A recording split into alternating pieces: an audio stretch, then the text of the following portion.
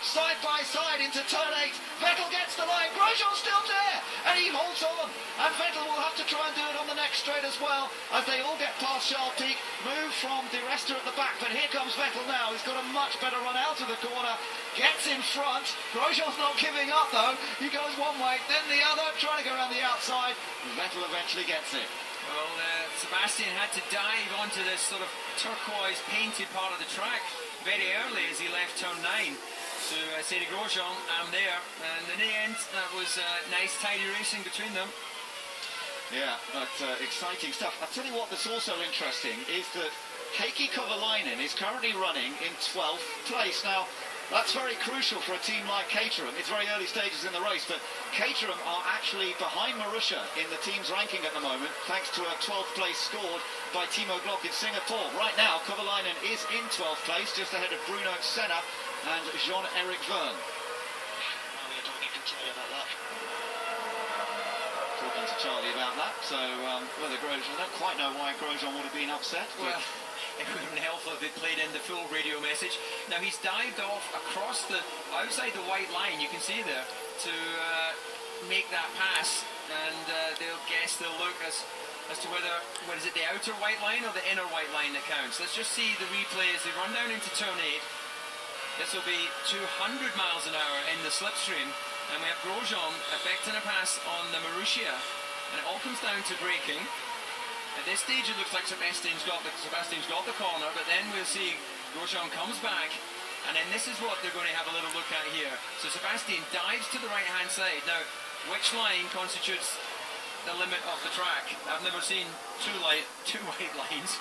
Are we playing singles or doubles? Yeah, we're going to find out. Let's hope that for Sebastian's case it's the inner line. Timo Glock just ahead of Vitaly Petrov there, running 15th and 16th, and Vettel behind, and again side-by-side action. Vettel trying to squeeze his way. My goodness, him and Grosjean are really having a massive fight here. Grosjean trying to get that place back again. Well, one of the difficulties that Sebastian has, he's working these tyres extremely hard at this stage of the race. We're told that a new tyre life for the option tyres about 25 laps. Now the projections are based on Friday running, and historically it gets better as the rubber goes down during the weekend, but he does have a long way to go on these tyres this afternoon. And the real question is, it's contrasting. He wants to make the end of the race in one stop, but he needs to push, he needs to take chances to try and get himself into the points. Meanwhile, his main championship rival, Fernando Alonso, is running in 4th place. Lewis Hamilton leads the race. We're on lap 18 out of 55.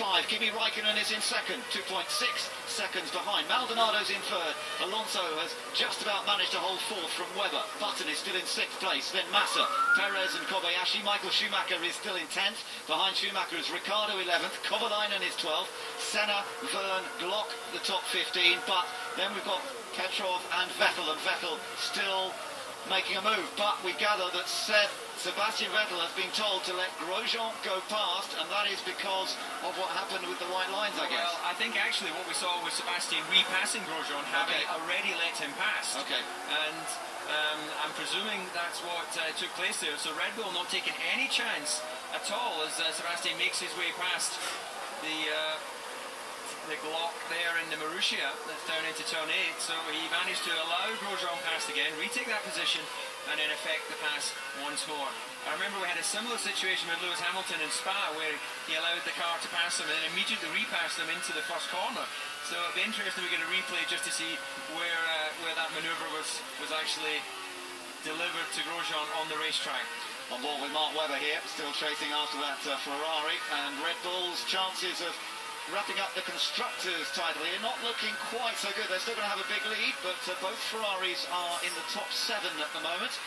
Currently Webber down in 5th place, and of course Vettel outside the points by quite a margin. Vettel down in 17th position, as we still haven't seen any of the leaders come in for their one and only likely pit stop. Only one pit stop if everything goes according to plan. That's what we're expecting to see. See the onboard there display it. They're saving their cars for when it really counts. They get the biggest boost coming out of the hairpin at turn 7. That takes them down the long back straight. So as they go through, this is chicane here, 5 and 6. Let's hopefully stay with this graphic. And as they position to get best traction off the turn, I expect to see them both use their DRS. There you go. It's down to the driver's choice. Looks like Alonso's used, in the end, they've used about the same. I would say it was about 60%, 55% of cares on that particular area. They'll use the next amount as they come out of turn 9. So here we go through 8 and expect to see another little boost of the cares. There you go, they push the button, they'll use it up. And both of them saving it up just in case they need it somewhere around the rest of the lap. Now,